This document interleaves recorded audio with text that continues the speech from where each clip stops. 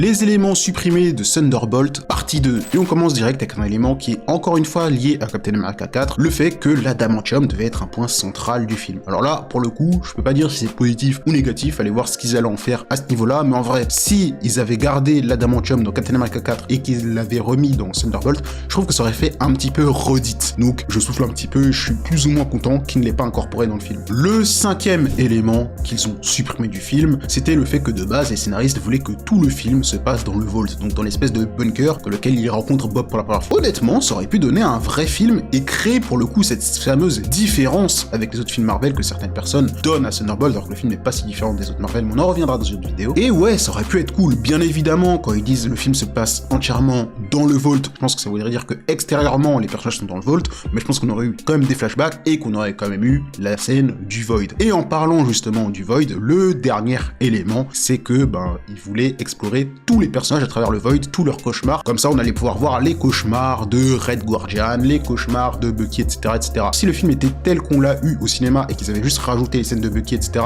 j'aurais soufflé, parce que pour moi, Thunderbolt, bien que surcoté, reste un bon film, reste un bon Marvel, et l'une de ses forces, selon moi, c'est son rythme, et le fait qu'il s'appuie très bien sur les personnages, et pour moi, le Void, tel qu'on l'a dans le film, on n'avait pas besoin de voir celui des autres personnages, celui de Yelena et de Sentry, sert bien le propos du film, on n'avait pas besoin d'en voir plus, surtout concernant le personnage de Bucky, on connaît ses cauchemars, on sait quoi il a traversé, il y a une série entière où il a fait une thérapie, où il s'est un peu guéri de ses traumatismes, donc je trouve que ça servirait à rien. Mais par contre, si tout le film se déroulerait dans le Vault, je pense qu'on aurait pu avoir plus de temps dans le film, et donc du coup appuyer les cauchemars des différents personnages. Peut-être un peu moins le personnage de Bucky, allez peut-être une ou deux scènes vite fait pour te rappeler que lui aussi il a des traumas vite fait, mais surtout sur les personnages de Ghost, les personnages de Taskmaster si elle était restée en vie, les personnages de Red Guardian, etc., etc. Franchement, ça aurait pu être lourd. N'hésitez pas à me donner en tout cas vos avis sur les différentes idées qui ont été évincées du projet Thunderbolt. Est-ce que vous aurez préféré les voir dans le film ou non? Ça m'intéresse.